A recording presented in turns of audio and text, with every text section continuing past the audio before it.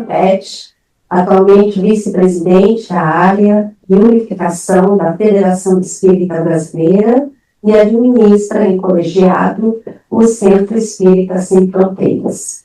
Então, nós teremos muito mais para falar sobre o nosso querido Carlos, trabalhador aí no movimento espírita, né, desde sempre. Então, mais uma vez, Carlos, seja bem-vindo à nossa casa, nesse domingo de manhã, e passamos a palavra para você.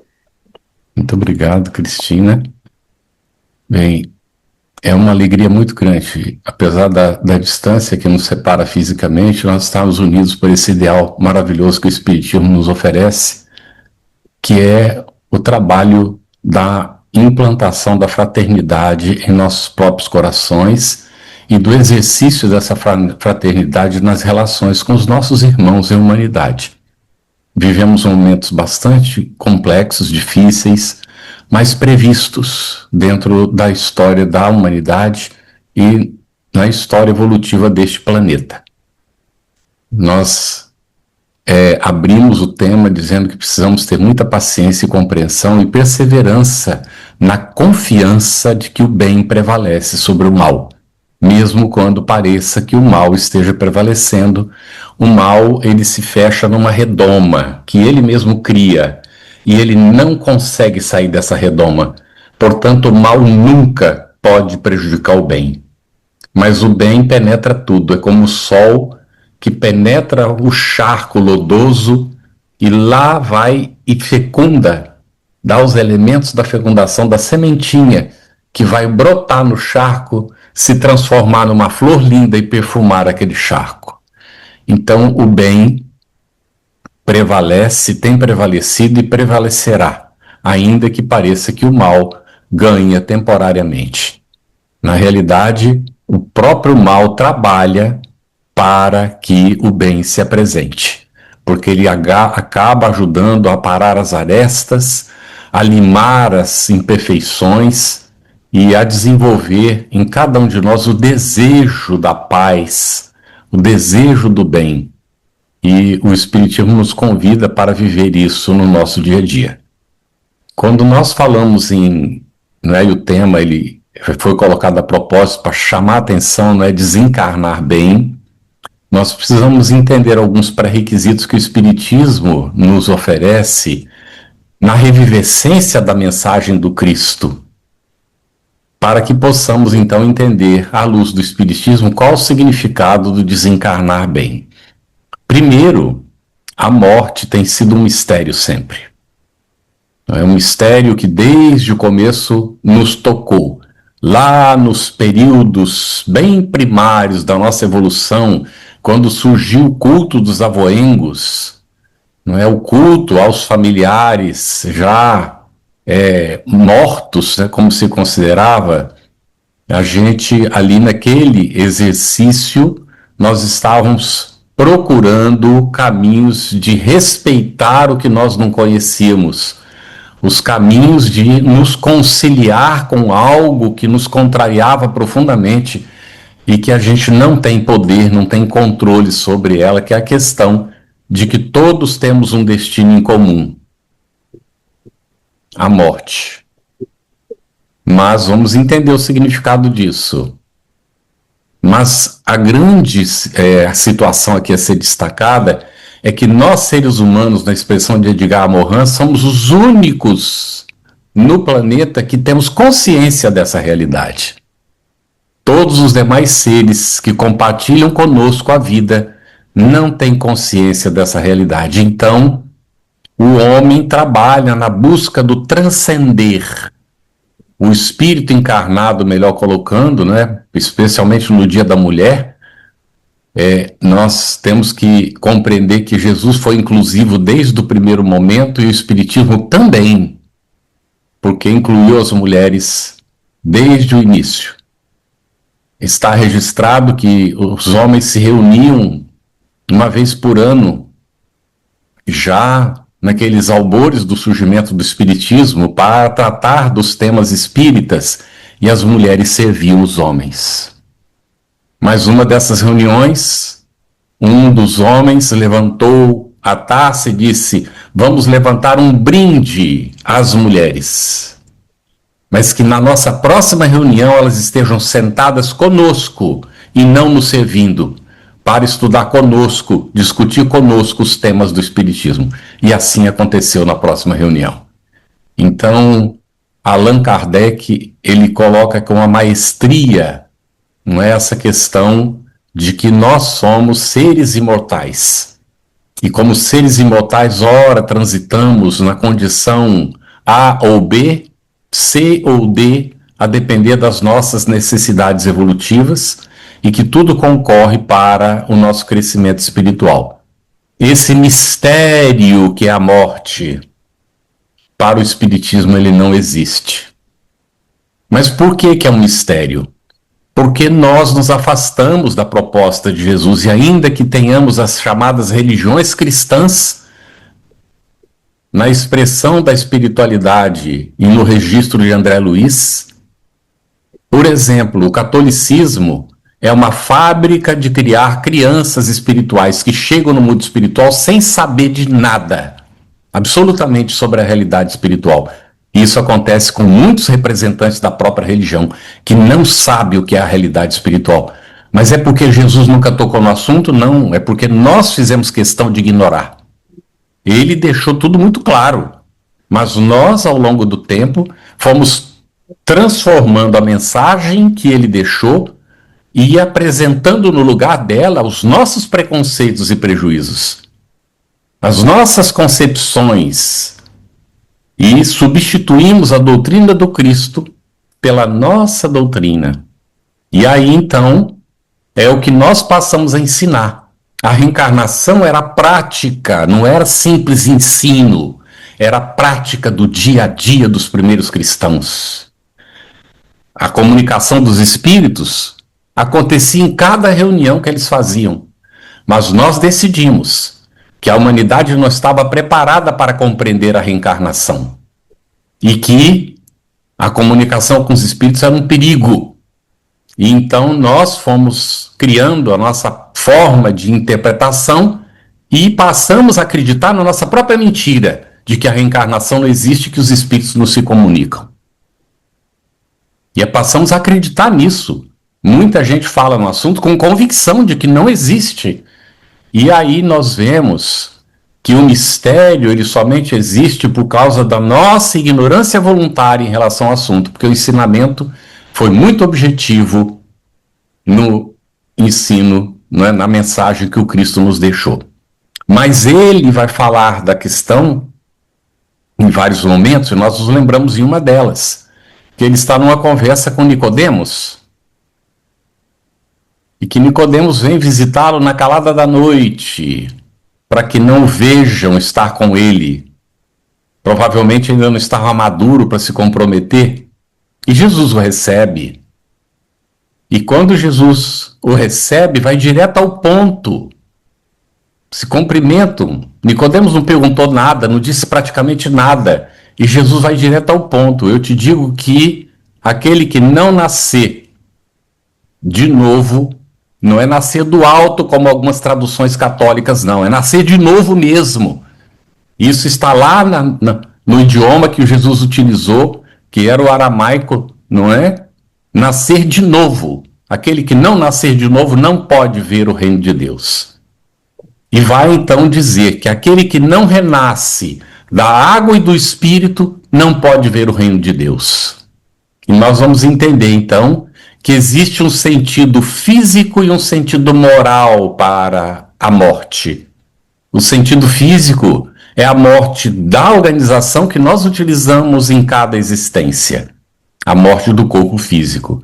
Mas há uma morte muito pior do que essa, que nós precisamos não temer, mas precisamos saber encarar e enfrentar para evitar esse tipo de morte, que é a chamada morte moral. Aquele que não renasce da água pela reencarnação, pelos renascimentos ou pelas reencarnações sucessivas, não pode se desenvolver. Criados simples e ignorantes, fomos submetidos às provas e aos desafios que nos levam ao desenvolvimento das nossas potencialidades para nos aproximarmos de Deus. Até chegar um momento em que nós na nossa consciência, nos consideraremos dignos de ser reconhecidos como filhos de Deus. Porque filhos deles todos somos. A questão é, nós nos sentimos dignos de ser filhos de Deus? Correspondemos a essa denominação? Então, o sentido físico é renascer da água, pelo processo do mergulho na carne, na repetição de todas as etapas na vida intrauterina e assim sucessivamente, daquilo que nós vivenciamos lá no passado, inúmeras vezes ao longo da nossa história evolutiva, mas é preciso renascer em espírito, porque da morte moral a gente renasce em espírito, e essa é a morte que nós devemos ter cuidado com ela, porque a morte moral é bem pior do que a morte física. Porque a morte moral pode levar o indivíduo a passar pelo processo da morte do corpo físico e não desencarnar. Então tem diferença entre morte e desencarnação? Muita diferença. Porque o que morre é o corpo físico, o que desencarna é o espírito, ou não. Porque se ele está agarrado à matéria, então não há desencarnação. Morre o corpo e o indivíduo fica preso aos seus preconceitos, aos seus hábitos, aos seus costumes e a tudo aquilo que cultivou enquanto esteve mergulhado na matéria. Como é que o espírito chega no mundo espiritual, então? Quando morre o corpo, como é que ele chega? Allan Kardec, no Evangelho segundo o Espiritismo, no capítulo 4, no item 23, ele fala de quatro alternativas para a humanidade. A primeira alternativa é o nada. Morreu o corpo, acabou tudo, porque o espírito, a alma é uma secreção cerebral, e se o cérebro morreu, acabou tudo. E as pessoas que pensam assim dizem que crer em Deus é fruto da educação. E nós dizemos, ao contrário, não crer em Deus é fruto da educação. E nós temos provas patentes disso. Um escritor americano se dedicava a provar que Deus não existe. Muito inteligente, tinha argumentos considerados às vezes imbatíveis. Saiu numa viagem de navio, tempos atrás, não? E no meio do mar veio uma tempestade terrível. E o navio começou a sossobrar, começou a afundar. E eles foram obrigados a ir para os botes salva-vidas. Cada bote com aquela quantidade de pessoas que cabia, e eles ali tentando sobreviver, e de repente vem uma onda imensa. Quando ele olhou a onda, ele disse, meu Deus! E sobreviveu. Não porque ele disse, meu Deus, ele sobreviveu porque todos sobreviveram, né, que estavam naquele bote. Era necessário, né, que ele sobrevivesse. Quando chega então em terra novamente, ele está num conflito tremendo e vai para a meditação e passa a escrever agora para defender a existência de Deus. Porque intrinsecamente, sem educação de nenhum tipo, a gente sabe que Deus existe. Isso é convicção íntima de cada um de nós como filho dele. Mas a gente aprende a não aceitar a existência de Deus. Mas com o Espiritismo, não é? Nós estamos aqui falando para essa questão do nada aí ser totalmente colocada de lado. Com o Espiritismo, nós podemos afirmar junto com o ateu, quando o ateu diz assim para a gente, eu não creio em Deus. A gente pode falar com toda tranquilidade, eu também não. Aí o ateu vai ficar meio assim, né? Espera aí. Que história é essa? Você não é espírita? Como é que você está dizendo que não crê em Deus? Está querendo me enganar, é? Você é um crente, você crê em Deus. Digo, não, crente eu não. Crente é você. Você é um dos maiores crentes que eu já conheci na minha vida, porque você crê que Deus não existe. Agora eu quero dizer para você, realmente, eu não creio que Deus exista. Sabe por quê? Porque o Espiritismo me deu a convicção de que ele existe. Então eu sei que Deus existe, não preciso crer. Porque a crença, nesse sentido de fé cega, não é? de aceitar porque outros disseram, porque senão eu vou para o inferno, esse tipo de coisa, não é compatível com o Espiritismo. O Espiritismo coloca para a gente, no Evangelho segundo o Espiritismo, crede em Deus, mas sabendo por quê. Quando você sabe por quê, você ultrapassa a simples crença cega, porque a fé se torna algo raciocinado, porque você compreende por que Deus existe. Teria sido Pasteur quem disse que um homem com pouca ciência não crê em Deus, mas um homem com muita ciência sabe que Deus existe. E Einstein teria dito que ele não conseguiria conceber uma obra arquitetônica tão perfeita como é o universo sem conceber para esse universo um arquiteto que tivesse idealizado tudo isso. Então nós vemos que não tem hoje campo mais para o ateísmo, mas nós respeitamos. Cada um tem o direito e Deus respeita. Aceita que os seus filhos não creiam que ele existe. E então nós vamos para a segunda alternativa, que é a absorção no todo universal, o panteísmo. Quando a gente morre, nós somos gotículas que saímos do todo.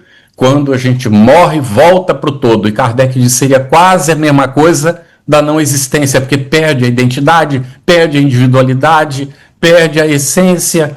Para que a gente vive então? Não tem como explicar. Vem a terceira alternativa. A alma existe, mas ela foi criada junto com o corpo. E na hora que morre, o corpo, a alma vai para o céu, vai para o inferno. Aí vem Lutero e cria uma alternativa. Porque era o tempo das indulgências. Se juntasse todos os pedacinhos de cruz que a Igreja Católica vendeu, não sei quantas mil cruzes daria para fazer. E aí então Lutero se rebelou contra esse tipo de coisa, a venda das indulgências. Tinha gente naquela época que tinha carta de perdão de assassinato que ainda não tinha cometido. Por causa do valor que dava, né, para pagar a carta. E aí ia para o céu, né? Ia para o céu. Então esse tipo de ilusão é que precisa acabar na nossa cabeça. Isso não existe. São criações nossas. Aí porque Jesus disse que o que nós ligarmos aqui será ligado no céu, o que nós desligarmos será desligado no céu, não é o outro me desligando do céu, sou eu com as minhas ações. É que me ligo ou desligo. Ninguém pode fazer isso pelos outros, mas nós assumimos, não é? Lá, já está lá na parábola da tentação de Jesus no deserto, que aquilo não foi fato, aquilo é uma parábola. Está no capítulo 15 da Gênesis, Kardec explicando que é uma parábola. Naquela parábola já tem essa tentação, que a gente se coloca lá no pináculo do templo, não é? Aí a gente se atira lá de cima, porque como nós somos filhos de Deus, os anjos vão nos proteger. Ou seja, a gente chega lá e se coloca como representante de Deus na terra. E ninguém vai para o céu se a gente não abrir a porta. E aí esquecemos do que Jesus falou, que são aqueles que estamos lá na porta, não entra e nem deixa ninguém entrar. Então, representante de religião, toma cuidado. Se a gente ainda acha que o espiritismo é esse tipo de religião, a gente está no sal, viu? No sal mesmo, bem salgadinho. Então, é importantíssimo que a gente compreenda essa terceira alternativa. A alma foi criada na hora do corpo? Não. Não faz cabimento, gente. Não tem lógica. Hoje, nós temos padres que estão raciocinando da seguinte forma. Se tem sobrevivência, ela não se justifica sem a antevivência. Não tem como justificar que a gente sobrevive se não existe antes. Não tem lógica. Então, nós vamos lá com o Beto Roden, que foi filósofo católico, foi padre, inclusive, teve problemas com a igreja porque ele escrevia umas coisas muito espíritas, né? Porque ele escrevia sobre o cristianismo, ele escrevia o que Jesus ensinou de fato. Então tinha identidade com o espiritismo, lógico, não é? Mas ele não aceitou o espiritismo nunca. Mas ele disse, Deus nos fez o mínimo possível para que nós nos fizéssemos o máximo possível. Olha isso. Isso é profundamente cristão, portanto espírita. Porque o espiritismo resgata o ensinamento de Jesus na sua pureza primitiva. Então, a terceira alternativa não tem cabimento também. Porque, primeiro, nós existimos antes do nascimento nesse corpo. Jesus falou isso, ensinou isso para a gente. Quando ele cura o cego de nascença, E os discípulos perguntam, quem foi que pecou para que ele nascesse cego? Ele mesmo ou os pais dele? Como é que ele teria pecado se ele não tivesse existido antes? Tudo bem? Então, aí o que vai acontecer? A pós-vivência, a existência depois da morte do corpo físico, não tem destino certo, não. É aquilo que ninguém vira santo porque morreu e porque foi canonizado pela igreja, e nem vai para o inferno eternamente, porque que Deus seria esse? Que Deus seria esse? Ou vai para um purgatório, fica sofrendo lá um tempo enorme, isso até que bate um pouquinho mais com o espiritismo, porque tem um umbral, né? Mas aí Lutero não aceitou a história do umbral, do purgatório, coisa nenhuma não, porque ele tinha que pagar as indulgências para sair de lá. Então ele diz que dorme até o dia do juízo final. Aí no dia do juízo final, aí eu vou me lembrar de uma situação de um companheiro de trabalho, na época era meu chefe, ainda jovem, tinha uma mulher lindíssima, 2 filhos lindos, 2 crianças maravilhosas de bonitas. E um dia ela dormiu e não levantou de manhã, não acordou. Morreu durante o sono. E ele entrou em parafuso. Ele foi ao pastor, né? Ele era protestante, tinha sido católico antes. E o pastor disse, não, fica tranquila, ela está dormindo até o dia do juízo final. Disse, mas isso acontece que nós não estávamos num momento muito difícil da nossa vida. E eu ainda estou com tempo de me arrepender. E eu tinha esperança de que eu nos arrependêssemos e com os nossos filhos todos fôssemos para o céu depois do dia do juízo final. Mas nós terminamos brigados. Como é que vai ficar? Não é? Não, ela está dormindo, isso é com Deus. Deus é que vai decidir no dia do juízo final. Aí ele foi lá no padre, né? Porque ele tinha sido católico. O padre disse, não, meu filho, sua mulher nunca cometeu um pecado... como é que chama, gente? Esqueci agora. Pecado mortal. Então ela está no purgatório. Você paga umas missas. E ele tinha ojeriza, ele tinha deixado de ser católico porque não aceitava pagar de jeito nenhum. Mas dava o dízimo na igreja. Vê como é que são as coisas, né? No protestante. Aí então, ele veio comigo, né? Sabia que eu era espírita. Então ele vinha falando comigo, se encostando e fazendo pergunta, e via cada vez, eu me encostava na parede e ele ficava aqui cara com cara, né? Aí um dia eu disse assim para ele, você está me fazendo tanta pergunta que eu tenho dificuldade às vezes de responder, mas tem um livro onde essas perguntas estão todas respondidas. Ele falou, que livro? Eu falei, o livro dos Espíritos. Ele deu 2 passos para trás, ele falou, não, isso é coisa do diabo. Eu disse assim, não é e você sabe que não é, senão você não estaria conversando comigo. Você não encontrou resposta.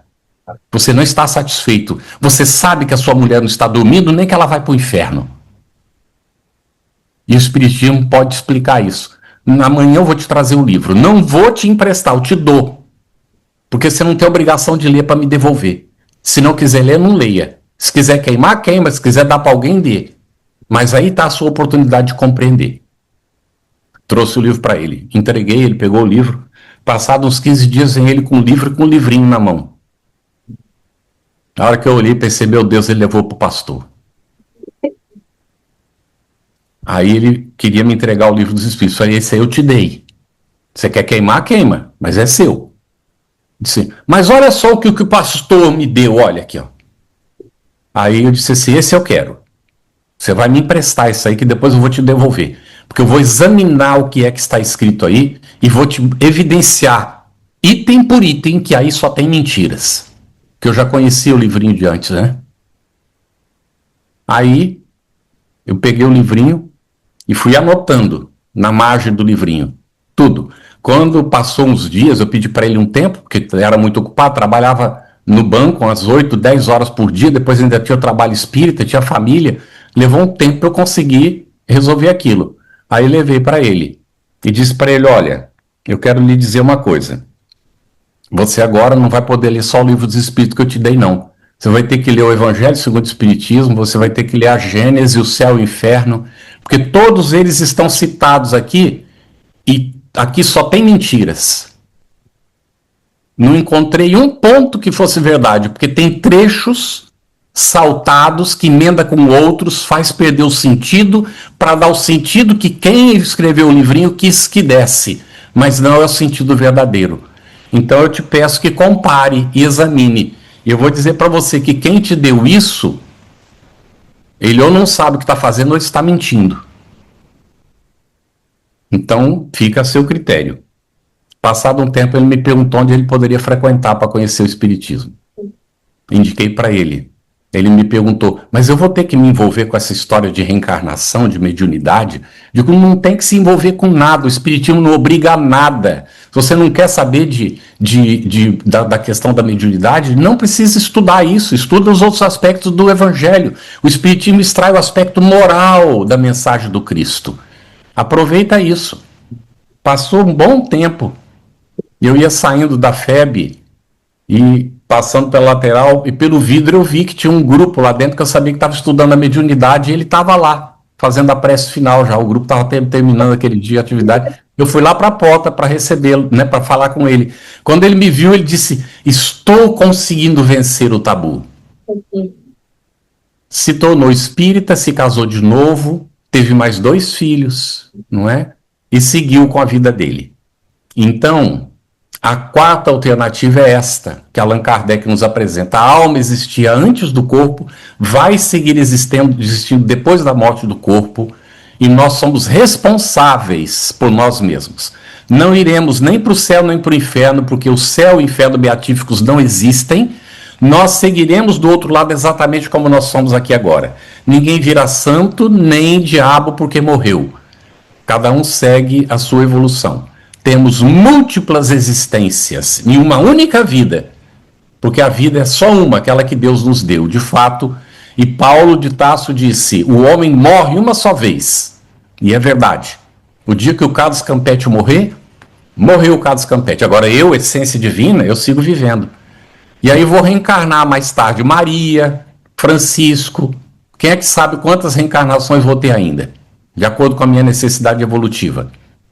Agora, quando eu for Francisco ou Maria, que eu desencarnar de novo, então Maria ou Francisco vão morrer. Morre uma só vez. Agora eu seguirei vivendo como sobrevivi antes. Então, isso é que o Espiritismo vai nos dizer. Como é que chega de fato a criatura no mundo espiritual? Como é que ela chega? A religião oferece para a gente algum privilégio a respeito do assunto? Porque eu sou católico, sou protestante, sou maometano, sou budista, sou ateu, sou espírita. Tem algum tipo de diferença de como eu vou ser recebido no mundo espiritual? Não. Por causa da religião não tem nenhuma diferença. Nenhuma. Não tenhamos dúvida quanto a isso. Portanto, o Espiritismo não nos salva. Se alguém está na sala ou vai ouvir depois a gravação, está esperançoso de que o Espiritismo salve você, olha, eu não quero decepcionar não, tá? Mas não salva não. Então o que é que salva, afinal de contas? Como é que a gente vai chegar lá do outro lado? Como a gente colocou, vamos chegar exatamente como nós estamos agora. Se eu levantar daqui, termina a palestra, pif, tem um piripaque ali, passo para o outro lado, você é exatamente o Carlos Campetti que eu sou agora. E aí, o que vai acontecer? Será que vai pelo menos para nosso lar? Nós vamos para onde a gente tiver necessidade de ir. Tem uma amiga, ela tinha um medo, ela espírita, trabalhadora, dedicada, tinha um medo de morrer, porque ela tinha entendido que todo mundo, quando morre, passa pelo umbral. Ela tinha um medo de passar pelo umbral, então ela nunca era, nossa, ela era uma luta. Eu a visitei, pouquinho tempo antes dela desencarnar, nós conversamos, ela já estava melhorzinha com o assunto, mas ainda resistente. Porque a gente dizia para ela, né? Depois, no começo não podia falar, né? Porque ela já estava assustada, imagina, se dissesse diretamente. Mas depois, com o tempo, a gente vai conversando, aí a gente diz assim, nós não vamos passar pelo umbral, sabe por quê? Porque a gente já está nele. O que a gente acha que é a encarnação no mundo de expiação e provas? Opa, graças a Deus, o planeta está saindo da expiação e provas, agora já está entrando na regeneração, oba! Não é? Já estamos numa condição melhor. Sim, mas falta muito para trabalhar ainda, não é não? Porque não tem milagre, não. Não é porque chegou a data, porque não chega a data, são períodos. Nós estamos adentrando a regeneração desde o começo do século XXI. E provavelmente não vai bastar o século XXI, não. Talvez a gente vá levar aí uns 500 anos, um milênio, para chegar plenamente na regeneração. Mas nós estamos aí, caminhando. Já não podemos mais dizer que a Terra é um planeta de expiação e provas. Porque essa etapa, o Espiritismo já está nos ajudando a sair dela. Já estamos adentrando a regeneração, mas ainda temos muito caminho pela frente. Então, o que é que nós vamos enfrentar lá mesmo?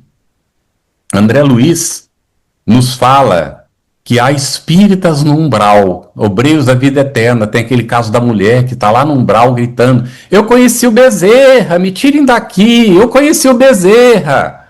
Adianta ter conhecido Bezerra, Francisco de Assis, ter convivido com Francisco de Assis lá na época, pela reencarnação, né? Ter conhecido Joana d'Arc. Será que adianta a gente ter convivido até com o Cristo de repente lá atrás? Será que isso resolve? Então, não é porque conheceu alguém que é importante que conhecer alguém vai nos salvar. Porque não existe, aí a expressão é de, também, a gente encontra em Silberto Roden, não há salvação, não há salvação externa, só existe autossalvação. E aí alguns companheiros protestantes dizem que os espíritas somos orgulhosos, porque a gente acha que a gente vai salvar a gente mesmo. Mas Jesus veio para isso, para nos ensinar o caminho, para que a gente adquirisse a condição. Então, o que é salvação? Quando a gente entende que salvação é ser colocado num local de privilégio em relação aos outros, como um céu beatífico, aí então a coisa fica complicada. Mas se salvação a gente entende como sendo a conquista pelo esforço de uma condição melhor de evolução, então isso só acontece quando a gente trabalha para que aconteça. E não vai haver jamais salvação feita por outros. Os nossos amigos espirituais e mentores podem nos ajudar. E nos ajudam e muito. Mas eles não podem fazer por nós o que nós temos que fazer. Inclusive, eles nos deixam passar pelas experiências que a gente tem necessidade, porque são elas que nos desenvolvem, que nos fazem crescer. Então, como é que a gente vai desencarnar bem? O conhecimento intelectual nem sempre oferece discernimento emocional. Então, nós precisamos amadurecer no campo intelectual, no campo do sentimento. Há desse modo, e está em Tormentos da Obsessão, de Manuel Filomeno de Miranda, uma distância significativa entre conhecer e vivenciar, ensinar e sentir, compreender e amar em profundidade, ajudando sempre e sem cessar. O que se trata de fato é o que é que eu vivo, não é o que eu creio. O que é que eu vivo? O que eu vivo com a minha família? Com o esposo, com a esposa? O que é que eu vivo com os meus filhos? O que eu vivo com a minha sogra, com o meu sogro? O que é que eu vivo com os meus companheiros de trabalho? O que eu vivo com os meus companheiros do centro espírita? O meu centro é melhor do que o dos outros? Será que eu ainda tenho esse tipo de crença de que o meu centro é melhor do que o dos outros? Então, como é que eu estou me situando? Aí cabe a pergunta: por que é que nós estamos na Terra? Por que nós reencarnamos? Por que eu ainda sigo reencarnando? Na minha convicção, sendo capelino, tendo vindo daquela constelação de Capela, aqui para a Terra, quando a Terra estava adentrando o período da Pedra Polida, quando lá nós já tínhamos internet, nós tínhamos tudo que tem hoje, os carros já voavam, lá de onde alguns de nós viemos. E a gente não pôde ficar lá, por quê? Por que a gente não pôde ficar? Jesus nos acolheu aqui com todo carinho, com todo amor, nos dando a oportunidade de virmos ajudar os primitivos do planeta a se desenvolverem no campo do conhecimento, do amadurecimento, mas nós trazíamos os nossos ranços, os nossos prejuízos, e alguns de nós estamos até hoje. Aí eu digo assim, mas agora também não quero sair do planeta mais não, quero fazer com Bezerra. O dia que eu não precisar mais reencarnar, eu quero ficar aqui ajudando, porque a gratidão pelo planeta é uma coisa impressionante. Gente, nós estamos em pleno umbral, como a gente falou. Dá uma olhadinha. Eu moro hoje, não é? A gente vai mudar daqui a pouco tempo. Nos últimos 2 anos em Barbados, nós moramos na beira do mar. O pessoal diz, você mora na beira da praia? Não, da praia não, do mar. Porque a prainha forma de vez em quando, porque o mar bate nas pedras aqui do prédio onde a gente está, né, e leva a areia embora. Então, de vez em quando forma uma prainha. Mas tem uma praia ali do outro lado, tem outra praia do outro lado ali. É uma ilha, né? Tá cheio de praias para todo lado. Aí você olha assim, o pôr do sol, meu Deus, que coisa mais linda, mais maravilhosa, gente. Mas aí a gente não presta muita atenção onde a gente está. Fui para Brasília esses dias, eu já tinha tirado fotos lindas do pôr do sol em Brasília. Porque depende de onde você está, se não tem prédio na frente e tal. E aí estava eu dirigindo um pôr do sol que eu olho e digo, meu Deus, eu tenho que subir em cima de uma casa. Porque de cima de uma casa vai dar para tirar cada foto parecida com o que a gente tira aqui em Barbados. Só que aqui a gente vê o mar direto, lá a gente vai ver o cerrado, vai ver o lago em Brasília, que tem um lago, né? É diferente a paisagem.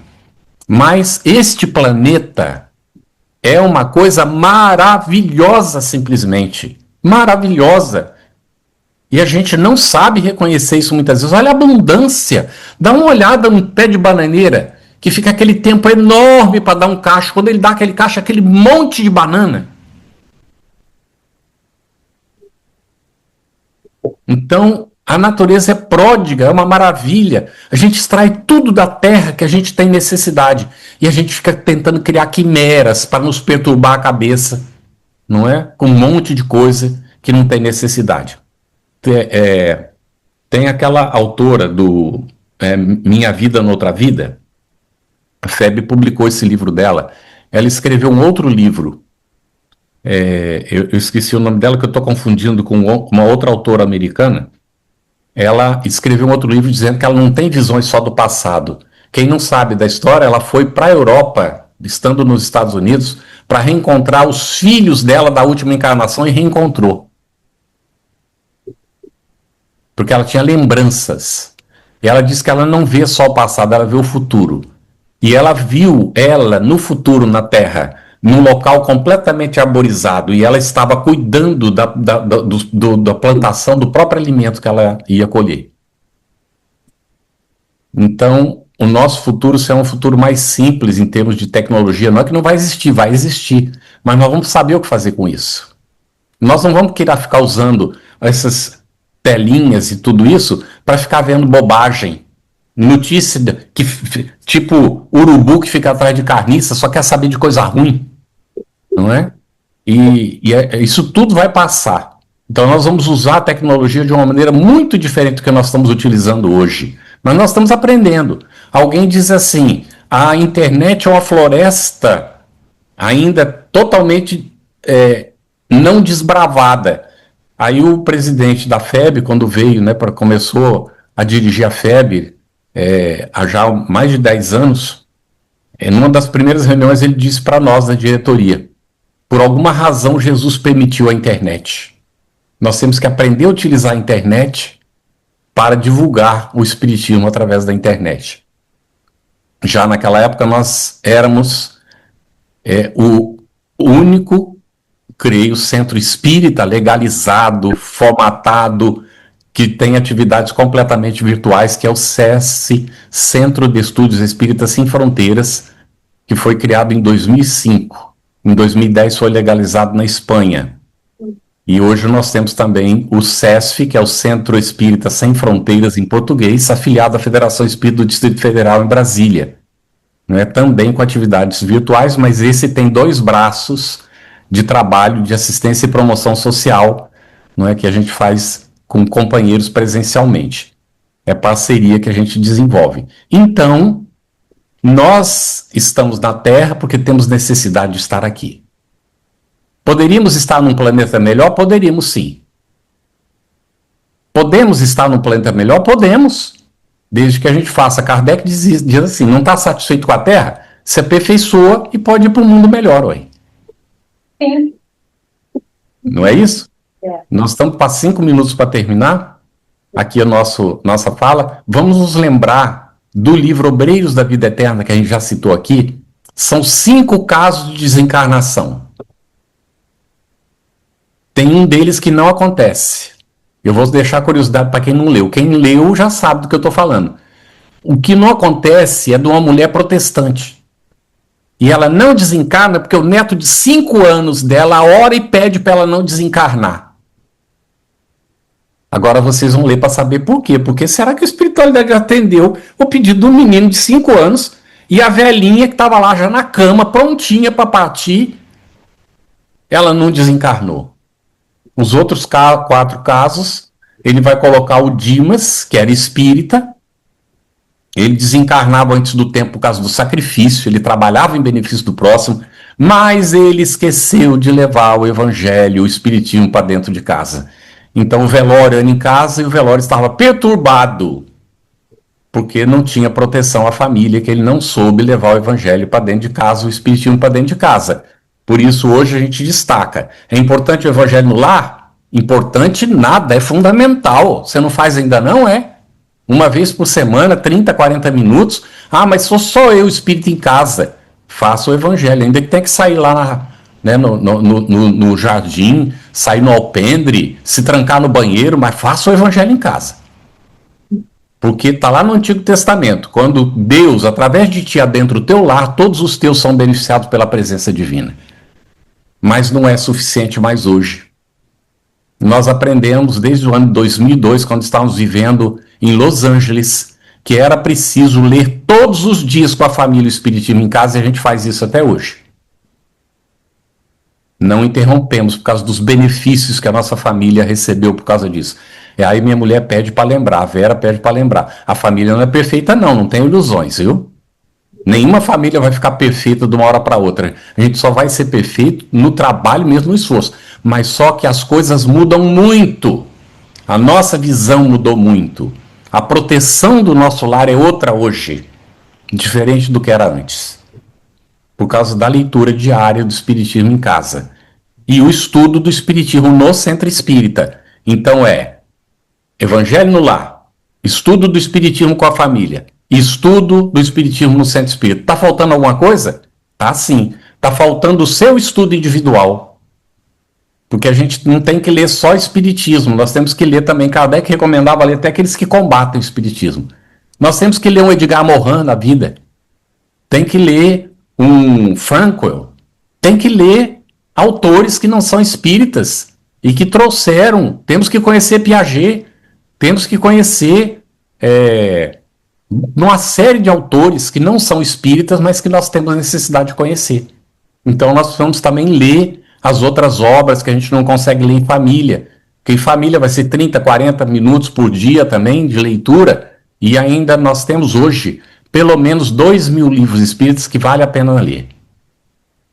A média de 3 por mês, que vai dar... Quanto vai dar? 36 por ano? Em 10 anos a gente está lendo 360. Tem 2.000 para ler? Que vale a pena? Então façamos as contas, não é se é preciso estudar sozinho ou não. Então, dentre essas desencarnações, tem também a de Fábio, um pai tuberculoso. Esse soube viver bem para morrer bem. Ele soube preparar a família dele. E ele está se despedindo e deixando a família toda preparada para a partida dele. É o que André Luiz descreve. A Albina é a protestante que houve o adiamento. E nós temos o caso da Adelaide, que ela via Bezerra de Menezes. Ela se desprendia sozinha. Ela só não fez o desligamento do cordão último que liga o cérebro ao perispírito, que esse Bezerra teve que desatar. Mas ela se desligou completamente. Olha o nível espiritual dessa mulher. Era Adelaide.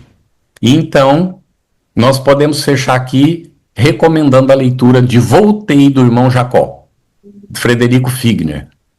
Quem não leu ainda, não deixe de ler. Foi o primeiro livro espírita escrito por um espírito espírita destinado ao público espírita. Apesar de que eu conheço gente que não era espírita e leu o livro e se tornou espírita depois de ler o livro. Então, fica a recomendação, porque ele vai falar justamente de como a gente tem que se preparar para desencarnar bem. Ensinando-nos a acender a própria luz. O que é fundamental nesse primeiro segundo, do primeiro minuto, da primeira hora da regeneração, quando ainda é noite, porque o dia nasce 00:01. Neste primeiro segundo, nós estamos convidados, como espíritas e pessoas de boa vontade que querem servir dentro da humanidade, a acender a nossa própria luz, para deixarmos de ser dependentes do nosso anjo da guarda, dos santos, dos espíritos bons, de Jesus, para nos tornarmos cooperadores na obra divina, como Deus, nosso Pai, nos convida, na obediência da sua lei, que nos ensina a amá-lo sobre todas as coisas e amar o próximo como nós precisamos também aprender a amar a nós mesmos. Que Jesus nos guie nesse processo, para que quando chegue o nosso dia do desligamento, a gente desligue mesmo do corpo, mas esteja ligado à realidade espiritual. Se tiver alguma pergunta, estamos às ordens. Comentário, se você pudesse explorar um pouquinho nesse tema de saber viver bem para poder morrer bem. É um momento doloroso em uma das famílias quando alguém adoece no fim da vida por uma doença prolongada, até culminando na morte. E muita gente tenta achar uma explicação de por que esse sofrimento, por que essa doença prolongada, qual a utilidade de uma doença dessa num momento como esse. Seria mais fácil a pessoa chegar, deitar, dormir e bom, foi-se, né? Então eu queria que você explorasse um pouquinho sobre esse assunto. Muito boa pergunta, bastante ligada ao tema, e obrigado pela oportunidade de discorrer sobre esse ponto. Coloco rapidamente. A minha sogra, ela teve Alzheimer. E quando ela estava mais ou menos com uns 10 anos de Alzheimer, ela já estava indo para a cama. O médico disse que só tinha mais 2 opções para ela. Ela deixar de comer e ter que colocar sonda, mas que era preferível que o organismo esquecesse como respirar, porque aí ela morreria naturalmente, sem passar por esse sofrimento de colocar sonda. E, nesse período, estava lendo Manuel Filomeno de Miranda, não é? E tinha entendido que Alzheimer está no campo da loucura. E que Alzheimer é uma enfermidade que ela pode ser evitada se nós trabalharmos isso, né, com antecedência e tal, que ela chega a ser eletiva. A gente se permite ou não, não é, ter o Alzheimer. Mas que às vezes a pessoa tem um compromisso kármico muito pesado e não dá conta da situação, não é? E aí entra nesse processo. E aí, quando eu estava preocupado com isso, Divaldo faz uma palestra. E ele diz assim: quando a pessoa é levada a um estado de imobilidade, numa cadeira de rodas, numa cama, num processo de demência senil, de Alzheimer, tudo isso significa economia de umbral. Quando eu vi isso, eu fui para casa, a senhora que cuidava dela era protestante. Essa senhora, eu disse assim a ela: eu aprendi hoje que a Virgínia precisa ficar mais tempo com a gente.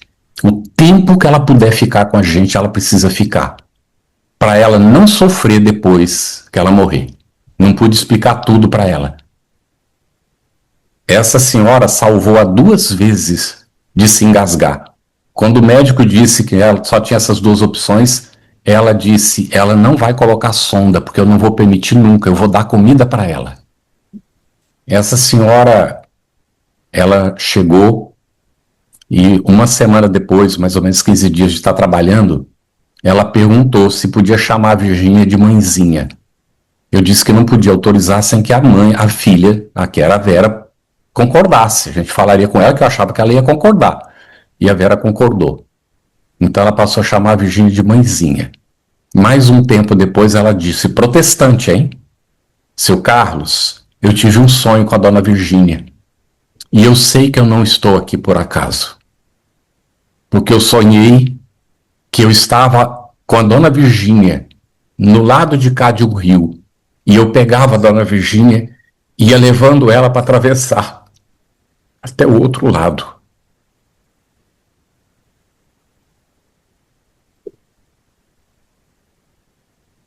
Então,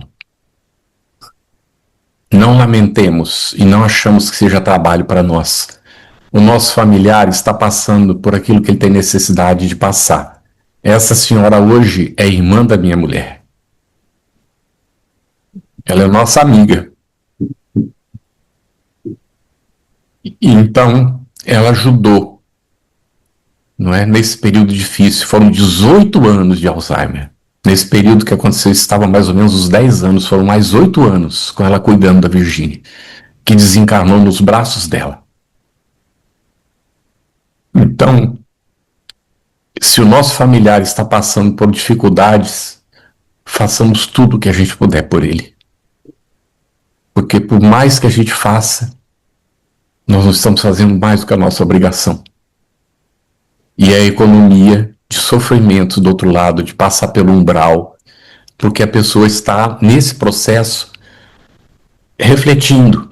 Ela pode não ter domínio da organização física, mas a mente está ativa no espírito e está fazendo os trabalhos internos necessários para, então, conseguir chegar ao mundo espiritual numa situação melhor. E se pudermos, coloquemos música nobre, façamos leituras, conversemos, ainda que a gente pense que a pessoa não está entendendo. Conversemos. É isso. Já chegando aqui ao final, eu só queria fazer um comentário de algo que você falou e que sempre me chamou a atenção, que a gente não precisa ficar, né, muito preocupado ou tentando adivinhar como é que vai ser essa experiência, porque a grande verdade é que a gente vai para onde nós estamos hoje. Então, se na nossa vida aqui atual, na nossa vivência, a gente já vive no umbral, no sentido dessas organizações, de como a nossa mente funciona, de como as nossas ações são realizadas, é exatamente para onde nós vamos. E da mesma forma, a gente pensa que se a gente vive bem, fazendo o nosso melhor, sabendo que a gente, né, ainda erra, mas também acerta, na mesma condição a gente vai desencarnar. Então, se você quer saber para onde você vai, olhe para onde você está hoje. E a resposta já está aí. Nossa prece de agradecimento a Deus, nosso Pai, pela bênção da vida, a Jesus, o Divino Mestre, por nos ter trazido a oportunidade de compreender a lei divina e de trabalhar para uma vivência mais fraterna, para a consecução dos objetivos para os quais nós fomos criados por Deus, nosso Pai. Agradecer a Allan Kardec, que enfrentou aquele momento difícil do despontar da ciência e das lutas com a própria igreja, ainda querendo prevalecer com a fé cega, e que conseguiu trazer para nós a doutrina espírita que revivesse o Evangelho de Jesus para todos nós. Agradecer aos bons espíritos que não desistem de nós, que perseveram, aos espíritos familiares que nos inspiram, que nos auxiliam. Agradecer a bênção da família e os desafios que nós enfrentamos durante a nossa encarnação. Agradecer, enfim, por tudo, porque sabemos que tudo o que nós vivemos é necessário para o nosso crescimento espiritual. Vibramos neste momento rogando amparo e assistência para o centro que nos acolhe. Também pedimos amparo e assistência para os nossos familiares, para as nossas famílias. Pedimos que todos aqueles que nós amamos recebam nossas vibrações de carinho e assistência da espiritualidade amiga. Oramos pelos companheiros de trabalho e pedimos também pelos nossos irmãos em humanidade, especialmente aqueles que ainda não compreenderam a lei divina, aqueles que lutam na busca da preponderância do ego, que ainda não entenderam qual é o caminho e que se digladiam na busca da predominância no campo material e na detenção das posses transitórias do que a matéria pode oferecer.